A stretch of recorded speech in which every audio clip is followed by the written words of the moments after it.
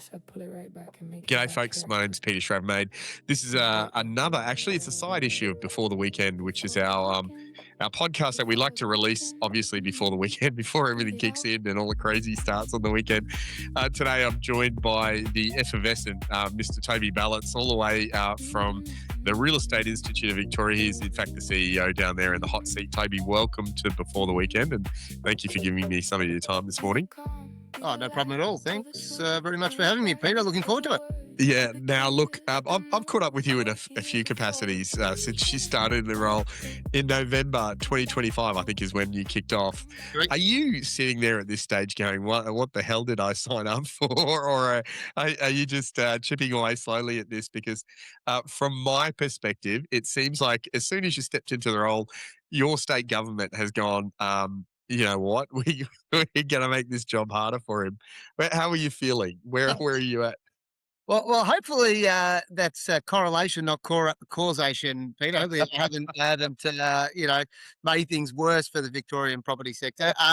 You're spot on. I started on November 10, and I think within 7 days they gave me a surprise announcement that they were forging ahead with the disclosure of auction reserve prices 7 days prior to auction. So that was a surprise, and that was straight into it. And since then, there's been, a lot of regulatory change that's been spoken about and planned, and of course we've now just got the consumer amendment bill that's come through. So myself and our policy team have been doing a lot of work to try and highlight to the government.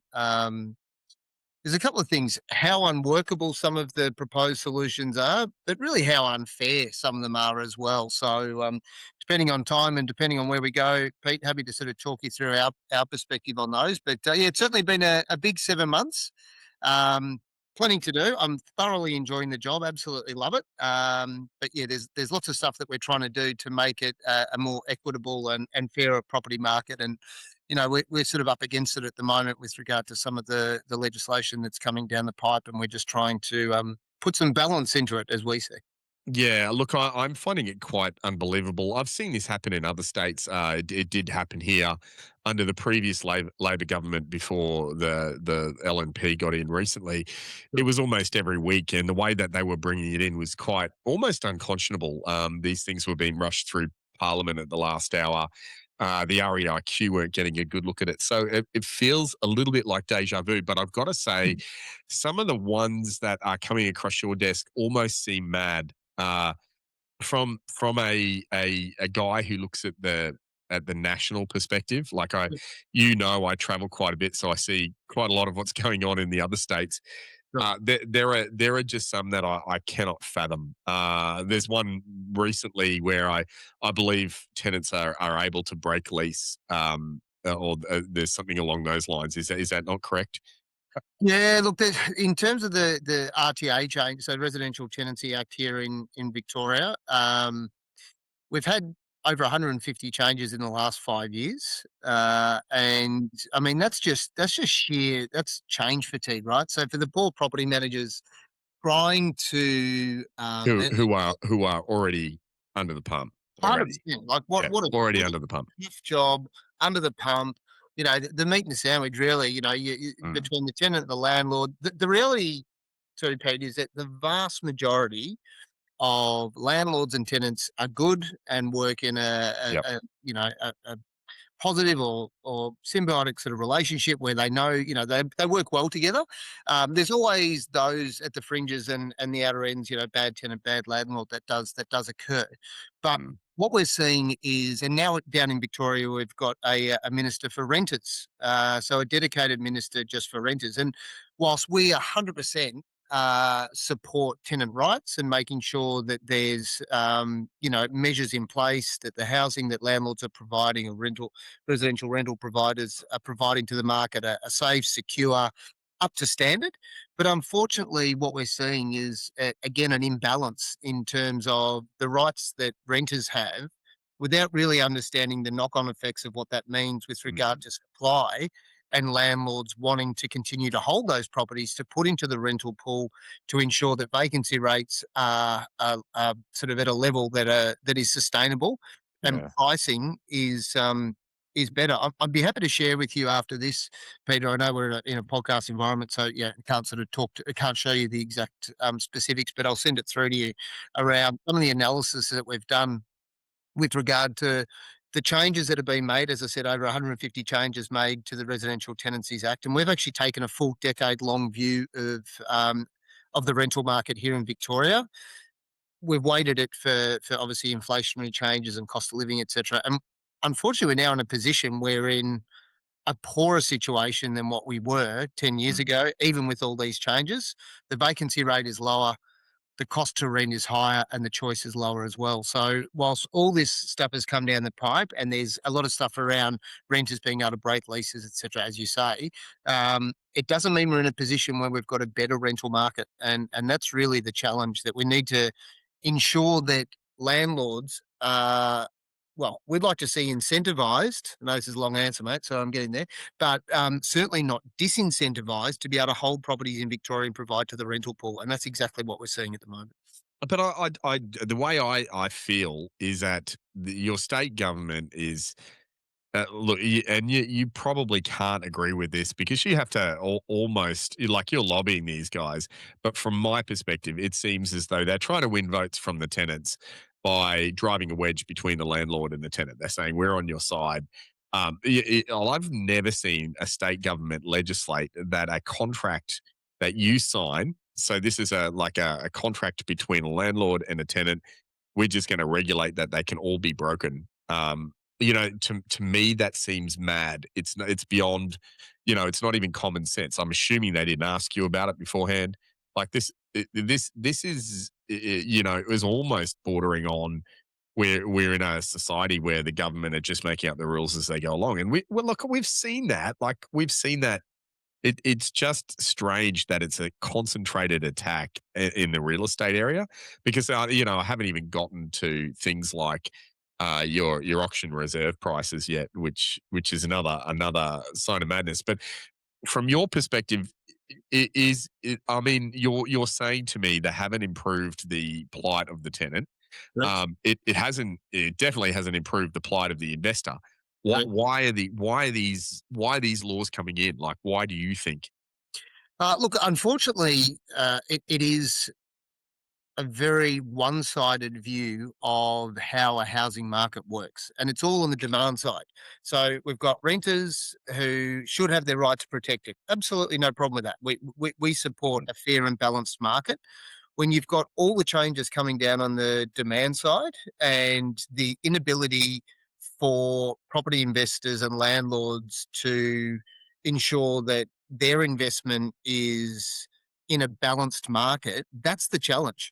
And so what we've actually got now is a situation where landlords unfortunately are exiting the market. And that means that there's less supply, and things are going to be tighter in a rental market that's already so tight, and there's already so much price pressure in the market. So it is very frustrating, and what we want to see is a balanced market, Pete. The other thing to really note and to make mention of is there's this view that the wealthy landlord with endless amounts of money is just Mm, profiteering off tenants who are in a less fortunate position than them. yeah, The rea- I've heard this quite a lot in every state, to be honest. Like, the vast majority of landlords or private rental providers, which is supported by ABS data, mm, for want of a better term, mum and dad investors who have one investment property. And what they're yeah, doing is they're looking at it and saying, okay, we need to build for the future, look after ourselves. And so they've got an investment property. Why should they be demonized? Why should it be that one person, sorry, a person with a rental property is in a position whereby we need to get all the legislation on the demand side and not think about supply? And look at what's mm, happening. The vacancy rates are getting tighter, cost pressures are going up, yep. choice is less. So to us, it doesn't make sense. A market needs balance. Yeah, and we're also against a backdrop where we've had a particularly unpopular, I'm going to go with, budget just drop. which hasn't helped the scenario at all. Lots of people, we were speaking about that on the podcast today, got their hands in their pockets. They're not doing anything from a seller or a buyer perspective, which is not helping the market. We've had any capital gains grandfathered. So if anyone was going to sell and a tenant get in, that they're probably better off waiting to see if there's another government coming in 2 years that's going to repeal all of this. So there's that. There's the fact that we are in a supply and demand really bad supply uh, market where we're not getting the houses built that we need in order to release that pressure on the market. And then all of a sudden, your state government decides it might be time to come in and start throwing stones at the mums and dads investors. And like I grant that there must be, institutional investors in the state, but I actually don't think that any of this is going to impact them in a way that is meaningful to the market. And I guess that's what you're saying in this the study that you've done. Yeah, absolutely. I mean, you've got institutional investors coming in from a build to rent perspective who look at it and say, okay, we're going to do whole developments that are there to provide Aimed at housing affordability. correct. And so that's absolutely like what we're actually supporting or promoting is there should the same incentives that exist for the larger build to rent providers. There should be smaller developments and smaller parcels of land where there's incentives for build to rent. The government talks about you're going to have lifelong renters, or there's going to be a shift in terms of more lifelong renters, people who are going to be in that home for a long period of time. Absolutely fine. Incentivize the people providing the supply to be able to do that and sign Yeah. long-term leases. It's good for the tenant. It's good for the rental as private rental provider. So that's balance. Mm. Unfortunately, it's all going one way, and so what we're going to see, I think, is less and less supply in the market from rental properties, and that's just going to make things worse. They don't really want to engage or talk about supply side measures. I understand they're sort of a longer term view and possibly, a more difficult measure to be able to deliver. But we do need to start doing it. We just, to your point, Pete, we just do not deliver anywhere Mm. near enough supply, and that should be incentives for private supply. But also, there's no reason why there shouldn't be more social housing. Yep, I got a block of land. I can build on it. I can afford to build on it. It's going to cost me $1 million to put a basic house onto the block of land. The price that I will get if I do that won't cover that cost. No, there's no incentive. And I would be one of your mum and dad investors looking at it. So I can only imagine that that's compounded all the way along. And then let's throw some more fuel on the fire. I was about to purchase a property for investment in my self-managed super fund, and that got kiboshed with the Greens in the Senate the other day. So, like, whichever way whichever way I go, I'm screwed. I don't have a horse in the race, nor can I. Most of the property buyers agents out there are telling me to look at commercial, but again, that's not solving for the basic shelter issue, which is a Yeah, supply and demand. So, 100%. uh, You've got a real supply issue, mate, and there's all these demand side uh, legislative changes that really do nothing. Well, not only do they not incentivize, they disincentivize exactly in that yeah, example that you just mentioned, then, Pete. So, yeah, it is a worry. We want more supply. We don't want people to feel housing pressure. yeah. But if you don't address the supply side, it's going to keep getting worse. Well, let's move from some of the landlord versus tenant legislation that comes in. I hate the fact that I have to say that, but that's what it feels like. Sure. Let's move from that, and let's go over to the other one that didn't make sense to me. I don't think it made sense to you. A lot of the auctioneers are up in arms about it Mm. in Victoria, which is the forcing auction reserve prices to be published before an auction. Do they understand what a reserve price is and the function that it plays in the auction? Do you think? Do you reckon they know that? I, I think no. So the short answer is no. They don't really understand how a reserve How that works and how what that works. why you have it there and what leverage why it leverages the actual sale. Like they just missed that, I think. So there's a number of things on this, Pete, that we really it is nonsensical to put it bluntly. Firstly, if you remove a vendor's ability to manage the price and the flexibility that goes with that price for what for most people is their largest asset, they'll move to other methods of sale. because the agent will talk to them and go, well, we've got to do this. It's going to become potentially problematic. So you incentivize people to move away from auction. Yep. What is the most transparent form of sale? Yeah. It's an Auction. option. It's Do you an want to option. see who your competition is? Do you want to know when it gets called exactly on the market? Do you want to Yep. be able to see it out on the street and know exactly how the competitive process works? That's it. But it's not even just that. At the moment, we are pointing to auction clearance rates, and actually discerning the state of the market from there. It's a shining light in the Australian real estate economy is the fact that we have a finger on the pulse instantly of what is happening that weekend. And it may not give a great, it's not 100% of the market because there are other ways that property is transacted, but it's a really, really good litmus test as to what's going on at the moment. It just seems crazy. Yeah, exactly. It is that sort of barometer as to where the market is. The thing as well is that it on auction day, and we've got some stats that show reserve prices go down. Reserve prices are a dynamic piece that Mm, the vendor owns as they bring their property to market. Now, the way in which this legislation has been pitched or been spoken about is two things: to address underquoting, I'll get to that in a yeah. moment, and to make, yeah, they talk about affordability. So declaring an auction reserve will do nothing for affordability. Let's just call it Mm, what it is. That's yep. that that's a 30.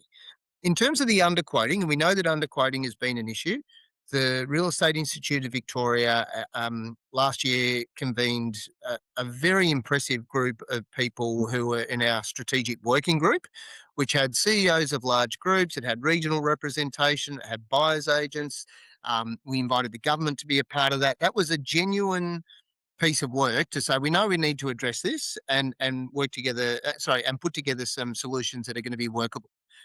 Now, I know we're biased because it was our recommendation, but the recommendation that we have put forward makes sense to everyone that we speak to. And what that is it's your reserve, the vendor's reserve must fit Yep. within the 10% advertised range. Yep. So if I'm taking my property to market and the advertised range is 9 to 990, that's fine. That gives the buyer enough confidence to know, okay, it's going to be called on the market in that range, and it gives the vendor enough flexibility on auction day to be able to manage their reserve to reflect what's happening in the market. Things change daily, and the whole point you'd bring a property to market for via auction is typically because there is price variance, and you need to test the market and understand what's going to happen. Yep. Well, on auction day, we get there 3 days out. Sorry, what we're proposing is 3 days before the auction. The vendor confirms with their agent that yes, my reserve exists within the advertised range. If that's changed, and I've been in 9 to 990, and for whatever reason, I go, no, actually, I think my property is worth $1,050,000 now. No Mm, problem. The reserve will then get changed to 1 to 1.1. That's fair and equitable, so that the buyers know exactly what's going to be required from a borrowing capacity within a range, and the yep. vendor can respond flexibly to what happens on auction day. This declaring of an auction reserve price 7 days out means that people will choose other methods of sale. The other thing, the way the bill's worded at the moment, Pete, is that it's so ambiguous. What happens if there's an auction coming up on Saturday, and on Tuesday, I know that as an agent, there's, let's say, 3 buyers who I think are interested in that property. I'm one of the buyers. I put forward an offer just above the reserve or at the reserve.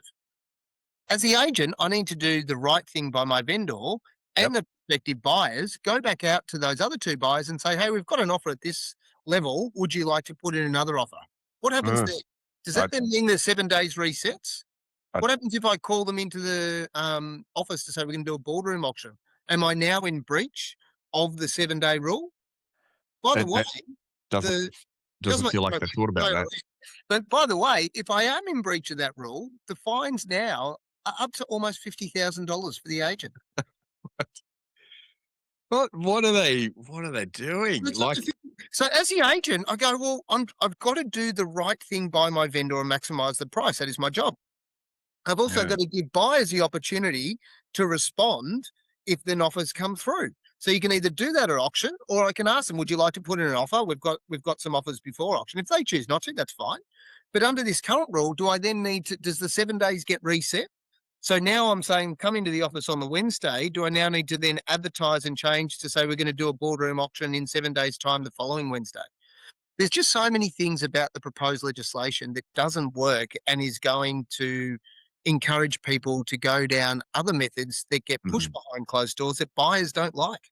Yeah, mate, it just sounds to me like policy on the run, to be honest. I don't, the very fact that you haven't been consulted about it is ridiculous in my opinion. And when you start getting any kind of state government, any kind of government at all that stops discussing or talking with its constituents, especially the specialists in the area or the industry area that we're talking about, it makes it very very difficult. Let me like I'm conscious we've only got 9 minutes left. No, mate, I have gone on some long rants there. No, no, no, that's okay. But from your perspective, like I think you're doing a fantastic job. I'm watching exactly how you're lobbying and you're getting enough attention out there. But what if you're a property professional in Victoria? How can they assist you in you lobbying the government? How does this? Do they write to their local member? What is the plan of attack from the industry perspective in Victoria to try and push back on this? Sure. Great question. Thank you, mate. So we've put together our response to the proposed bill that sort of says, here's why it's problematic and all the issues in there. It's a big bill and it touches, I think, all seven of the acts that we cover. But from a residential point of view in particular, Sale of Land Act, Real Estate Oversight, there's some stuff there that we've put forward. We've sent a copy of that to every single MP and said, this is an issue.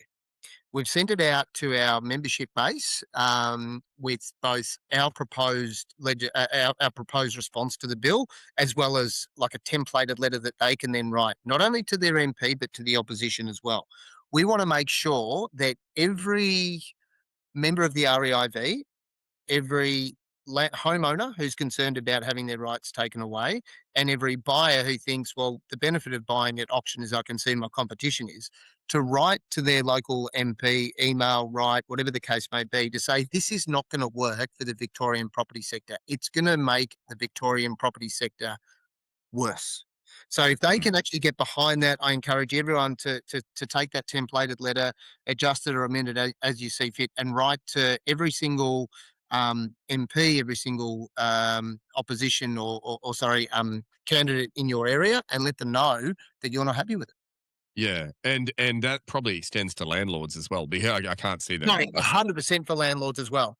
Yeah, Landlords, to be able to to take a similar sort of stance and say the way in which it's working, and we get regular communication from individual landlords, even though we're the peak body who look after obviously real estate agents, but individual landlords writing to us, measured, reasonable yeah, concerns as to what's happening with their property and their investment. And yep, and they're happy to support minimum standards for the vast majority of those. They want to deliver quality housing to tenants. But this sort of demonization of property private rental providers or landlords is not helpful at all. And it's gonna be a worse environment for renters. It really will mean that prices will go up, choice will be less. yeah. Look, I think we're already seeing that. I know there's been a lot of noise about prices coming back in the market, which I think is natural correction anyway. I think we've seen a lot of that. You particularly like in the CBD area, there's been a lot of the apartments are a bit on the nose at the moment, and they've come back some way. But in all of the other states, we've seen market correction just because we are so unaffordable across the bandwidth of the nation. If yeah, like probably the other thing that I want to throw out there to the listeners is if you're not a member of the REIV, like this is exactly where the industry needs to stand together. And so, I know you've got a great your advocacy and your lobbying of the government may seem futile sometimes, but this is exactly where you need an REIV in there in the conversation, having the conversation. So between you and Jake, congratulations on that. But if you are not a member of the REIV, you should be listening to this, going, well, that these guys are lobbying not just for the members that are there, but for the sake of the industry out there. So I would encourage you to get along and figure out what's going on with your REIV and probably membership is where I would represent you to go because we're better together. This is when the government starts leveraging against the industry powers that be, or let's say the private landlord force, we actually need to get in and we need to have a voice. So I really appreciate the job that you're doing there. Oh, thank you, Um, mate. Look, if the are we the probably the final question I've got for you is, are we waiting for a change of government? Look, the problem I with know you have to. I know you have to work with them. If even if they get back in, you have to work with them. sure, sure. The challenge with all of that is that, the legislation is on the table and some of the key changes are scheduled for October 1. Our election is end of November. Be that as it may, whichever side of politics, is governing at the time, if we remove that, it's about the policies that are being presented that then get put into practice, and that is our concern. And at the moment, it's obviously the current government that's legislating for these changes. We need to make sure that they understand about the unintended consequences of what Mm. they're putting forward. I know we're conscious of time. Just one last thing I wanted to say. Yeah, keep This going. is really a strong example as to a, a, a solution looking for a problem in our point of view, from our point of view. Mm. Section 27 has now been removed under this current proposed bill. So what that means, Section 27 enables a vendor to get early access to deposit funds from the buyer, so then they can make their next move and they can fund their next property purchase. They've now removed Section 27 as a whole. So it also, Section 27 is a way in which agents can get early access to their commission, which is, in our opinion, fair and reasonable because they've done the work. If it's a 90 or 120-day settlement, they're waiting all this time, even though they've delivered the service. They have no impact on settlement after the contract of sale is signed. Yeah. By removing Section 27, it says to the industry, we're not interested in you and your cash flow issues or being able to manage the revenue that you have coming in for the services you've already delivered. That's one thing. From a homeowner point of view, by removing this and saying we no longer have a Section 27, you have to actually put the idea or the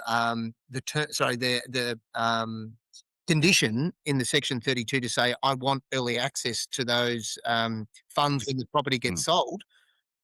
As the buyer, I don't even know who the vendor is. I don't know the detail of this. The Section 27 is a really reasonable way post sale to then say, yeah, buyer and seller are happy to trade on this Yeah. basis and give them. By putting in the contract right up front, it again shows a misunderstanding as to how a property transaction process Mm. reasonably takes place. So does that mean then vendors are less likely to be able to access that deposit money? So the cost of them moving and bridging finance and all those sorts of things come into play more often. Again, that's not fair and that's not good for homeowners. No, it's not at all because I mean it's just one more barrier. True.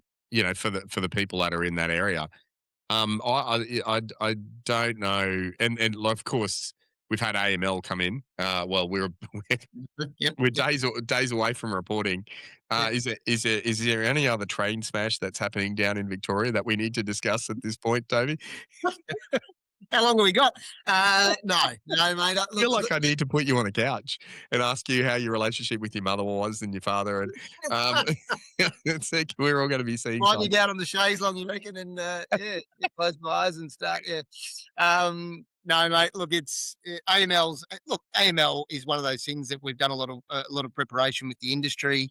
I know there's some frustration around the need for the real estate agents to have to play this role on both buyer and seller. It is what it is. It's happening July 1. So we're there just supporting our members with everything that we can in terms of Mm. knowledge troubleshooting. We're going to run a forum in early July or mid July, I think it is, to make sure that people can sort of go through the realities of what's happening with AML. But yeah, certainly no shortage of compliance. If that's where the question was kind of aimed at, Pete, there's a lot of compliance work. Yeah, And it is really tough. We talk about how tough it is for property managers, and it is even for sales staff now, and officers being able to, when I say like individual real estate officers, being able to meet their compliance requirements. It's a lot of hard work. It's costly, and we want to support them as best we can. yeah. Let's say you're a small office with a rent roll.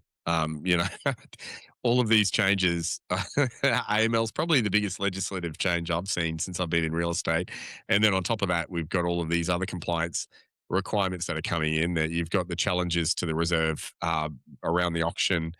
Yeah, it just appears to be dazzling. Every week on this podcast, we have another one. And a lot of your members are quite forward about talking about it on Instagram as well.